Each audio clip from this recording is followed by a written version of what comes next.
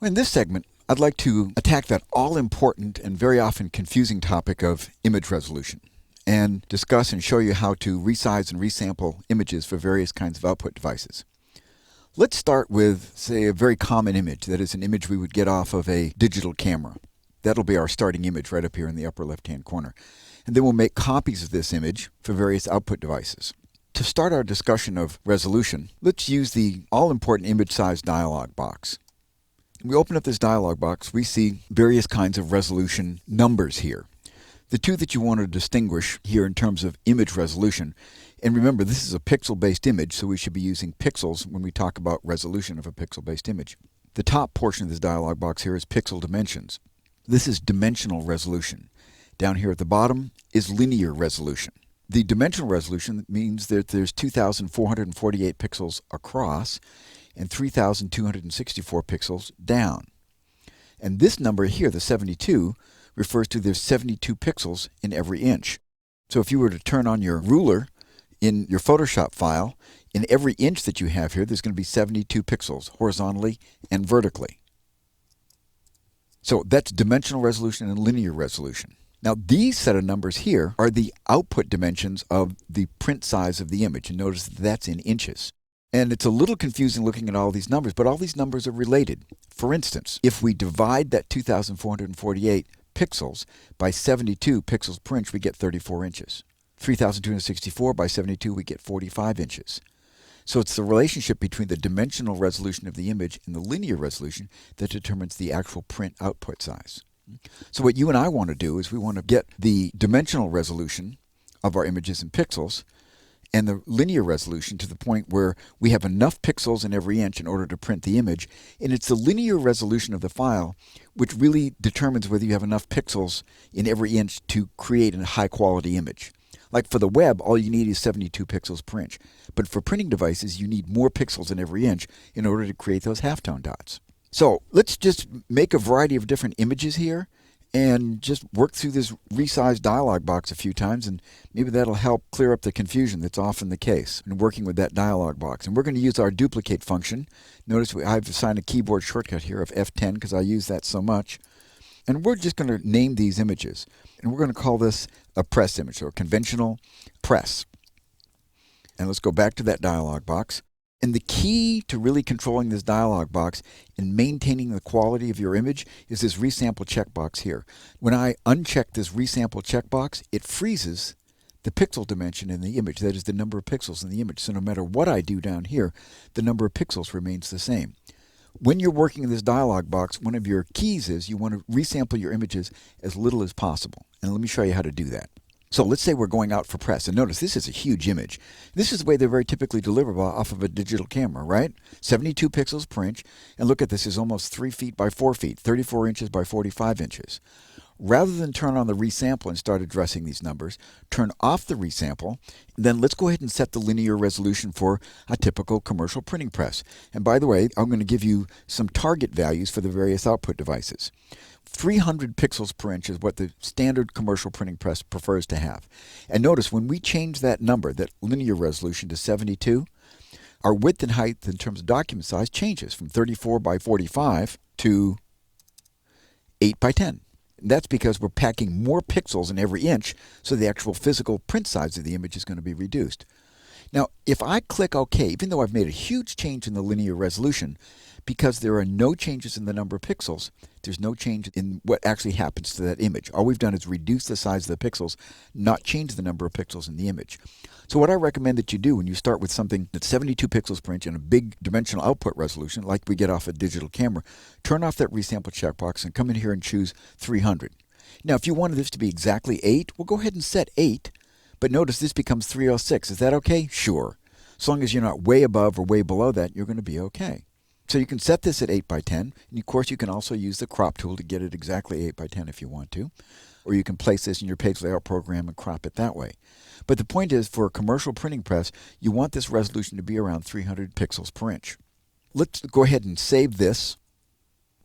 Let's just call this one 8 by 10.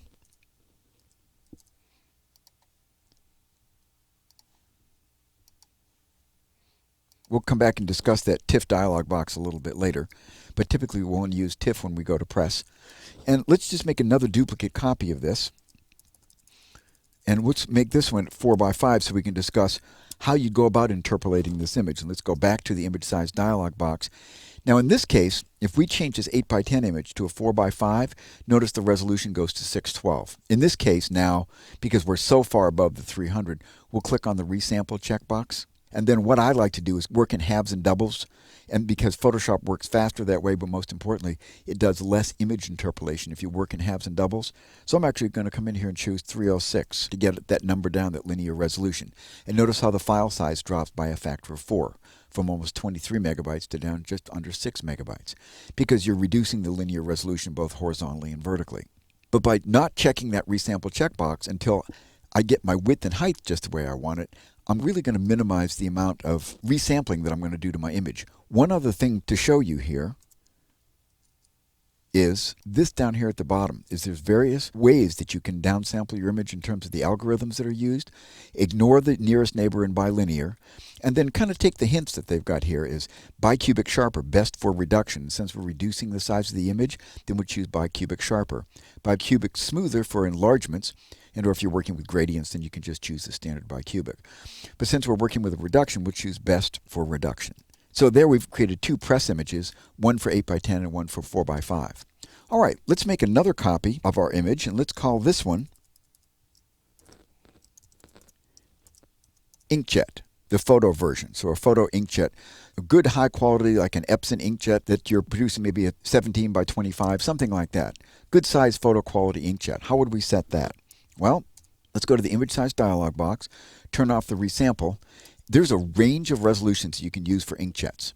For printing at 100% on a standard Epson printer like a 3800 or a 2400 or something that size where you're under 3 feet by 4 feet, the target value for most of these printers is going to be 240 pixels per inch.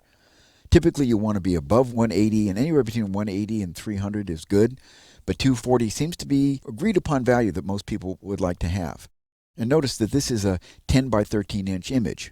Now, if you needed something smaller than that, if you wanted an 8 by 10, well, you can just certainly come in here and choose 8 by 10, and then you can check on the resample. At 306, honestly, I'd probably leave it that way, but if I get much above that, I'll go ahead and downsample that to around 240 or something close to that.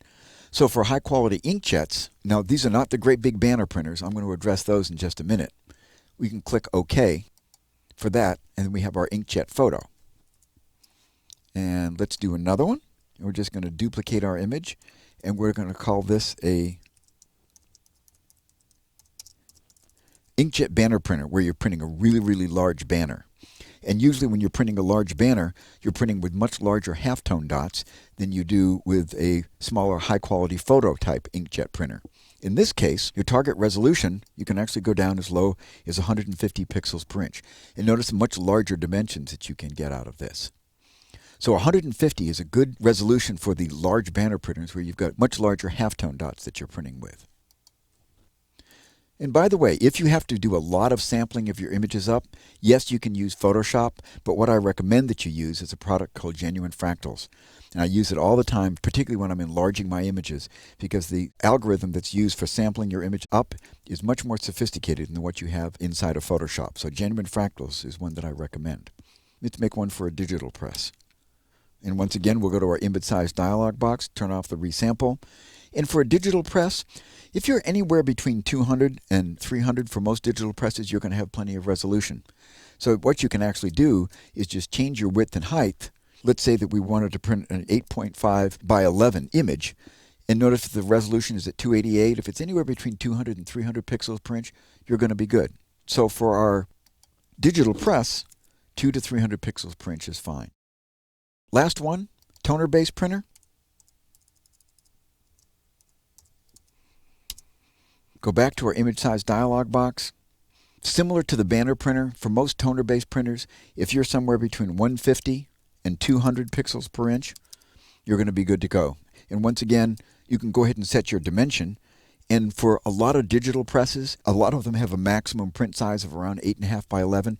And of course, you can ask your printing company, and it's always a good thing to do, is ask your printing company what's the maximum dimension you can print on your, say, digital press, if you're printing this on a digital press for a variable data job, and what they recommend for their resolution of their files.